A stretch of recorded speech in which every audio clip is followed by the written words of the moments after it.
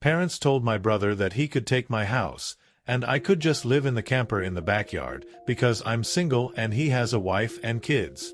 Chapter 3. This is what I know of the divorce from my brother Dan. Dan's lawyer pulled some strings to get the divorce started as fast as possible. But it cost him. I don't know the more specific details or how much it all cost. They never told me. Sil, on the other hand, was financially backed into a corner very badly. And you know what can happen when you corner an animal. She fought back. But the law was not on her side, nor was her dwindling finances. Sil's parents had to pay for a lawyer for her. And not a very good one either. Also, she actually brought her affair partner to the divorce court to testify on her behalf. This guy was a real piece of work. He had a bronze tongue and a charming smile he tried to use to his advantage. He claimed Sil had been wronged by an incompetent husband, which is why she sought the arms of another man. He claimed he was ready to take responsibility for his child he had fathered with Sil. But that Sil would still be needing the alimony for helping support herself and care for said child. He remarked that because Dan at the time was still on the birth certificate, alimony should be one of his obligations. Dan said this guy used big words and a charming smile, but seemed an extra special kind of stupid. And coming from Dan, that's saying something. The judge was also not swayed in the slightest, and told the bronze-tongued lout that he was a hypocrite for saying he was ready to take responsibility for his own child, while also holding his hand out for money from the man whose marriage he'd helped ruin. That shut him up.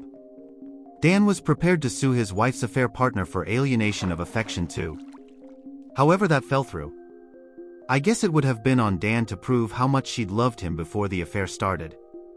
But after her mask came off and we saw the real her, we're not sure if she ever really loved him at all, or if she just loved having a meal ticket. Someone here pointed out Sil probably kept popping out kids to avoid getting a job. And you may have been right.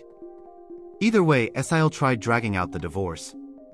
But Dan's lawyer and the judge kept that from happening much. I swear, Dan must have seriously lucked out, because he got one of the meanest and most unsympathetic to cheaters judges in the state. And all the evidence we had on Sil made it easy to keep her from playing the victim. So instead she just let her real bitch self out since there was no point in hiding it anymore. The court had all of the records provided by Dan and myself, police reports, photos and recordings to prove she was an abusive narcissist. There was a mountain against Sil that she had no way to climb over or hike around. She tried standing against the mountain. But that was prime avalanche territory. In the end of the divorce, Sil struck a deal to end things quick. Dan takes 3/4 of the credit card debt, gets his name off the affair baby's birth certificate, and Sil walked away with only partial custody of her children, no alimony, but also without most of the credit debts she racked up. Her being legally employed by her parents meant she had an income of her own to fall back on to start paying off her debts. She can see her other kids almost whenever she wants and can take them on weekends. But for whatever reason has made very few attempts to even see them. She took them out to eat fast food a few times. But she never took them home with her. The kids are back in school now. So that gives her even less opportunities to see them. You'd think her parents would want to see their grandchildren. But they haven't contacted Dan about it. They barely saw Dan's children before that too. Now they may not even bother to see them at all. Do they hate kids or something? Even Dan doesn't know. But he tells me that his in-laws were always indifferent to him. As for Dan, well, he really did love his wife a lot. So the betrayal of her cheating made him hit the bottle hard. Rewind back to the night of his confrontation with his wife. He came to me in a stupor with a whiskey bottle in hand and his face all scratched up and covered in bandages. I wouldn't say he was drunk yet. But I freaked out seeing him looking like that at first, then berated him for driving under the influence. But that didn't really mean much to him compared to the betrayal of his cheating harlot of a soon-to-be ex-wife.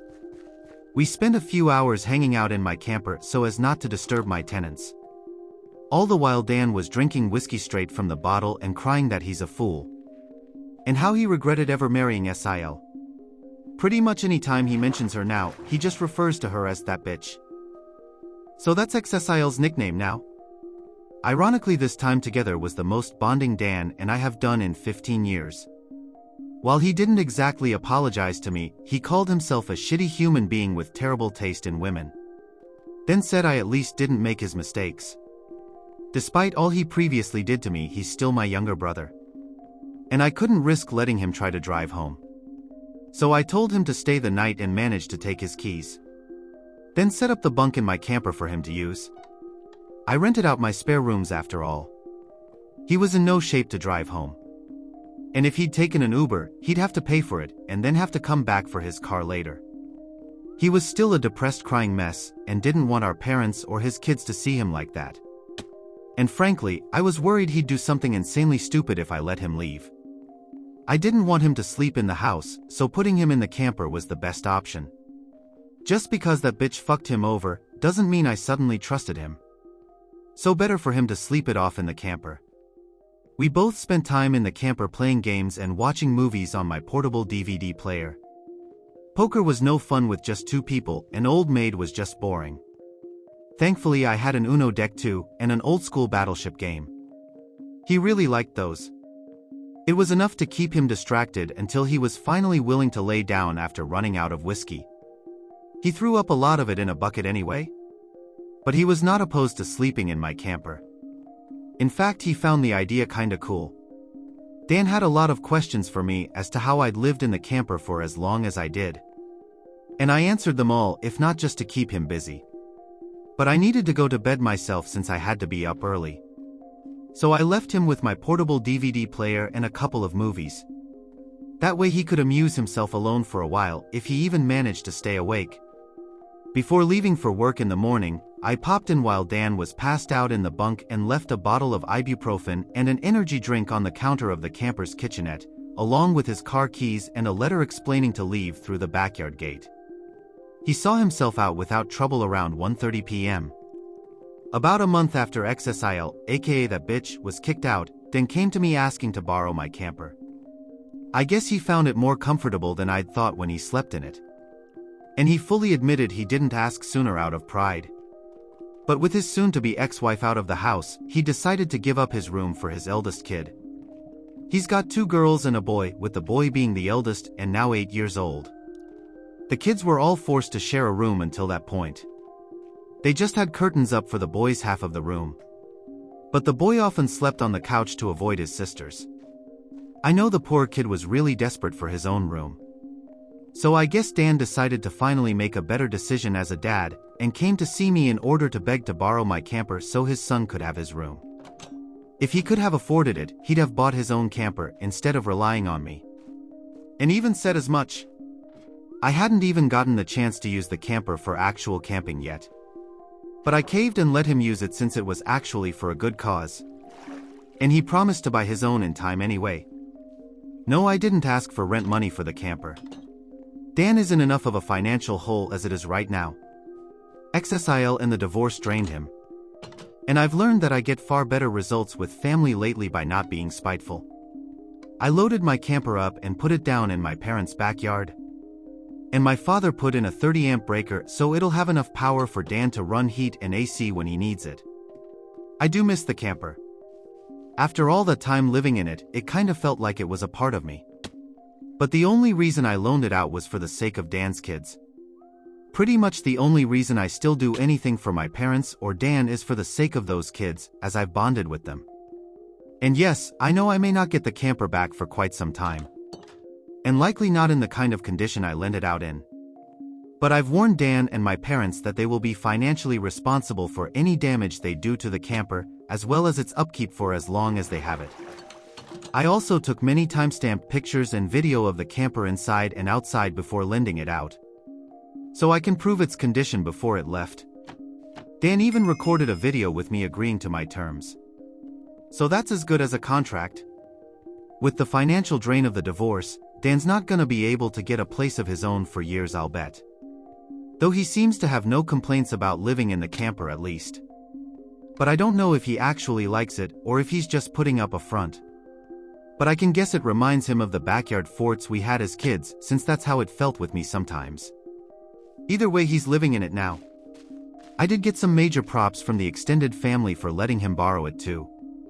I'm now referred to by a lot of them as the good brother Dan doesn't deserve, Either way, I think getting rid of SIL was a great first step in mending the family as a whole. I still have little care for my brother and parents after the way they treated me all my life. But I'm not gonna let Dan's kids suffer for it. Those kids have actually really warmed up to me. They're actually happy to see me when I come over or when they visit me. I've even babysat a few times. Now that they don't have their mother's toxic around, they've become much nicer kids. Especially to me. I'm actually getting to enjoy being an uncle now. My mother is still doing the bulk of the parenting for my nibblings, and she's been acting as nice as possible to stay on my good side. My father often looks very defeated in my presence. But otherwise he's been either stoically quiet or just generally nice to me. But he won't talk to me much. Though that's leagues better than how he was before at least. I'm not letting my guard down either way. My parents do seem more happy that my ex-SIL is gone. And they often say they don't know what they ever saw in her.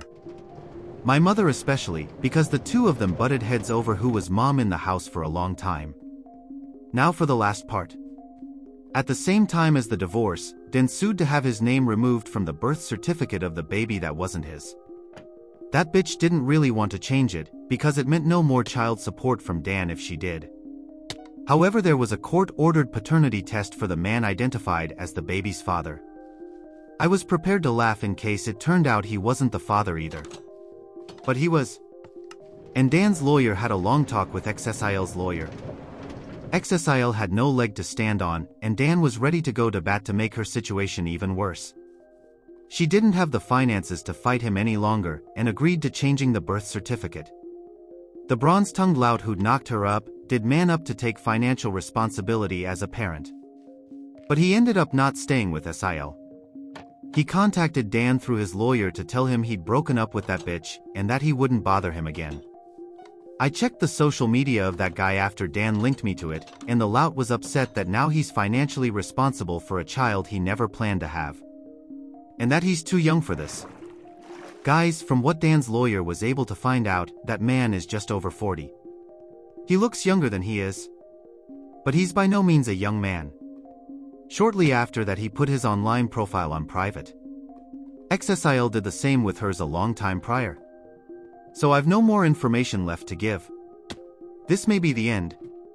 Ex-SIL is out of our hair, my parents and brother have finally made a real effort to be better people, I'm surprisingly happy as an uncle, and my house is still my house.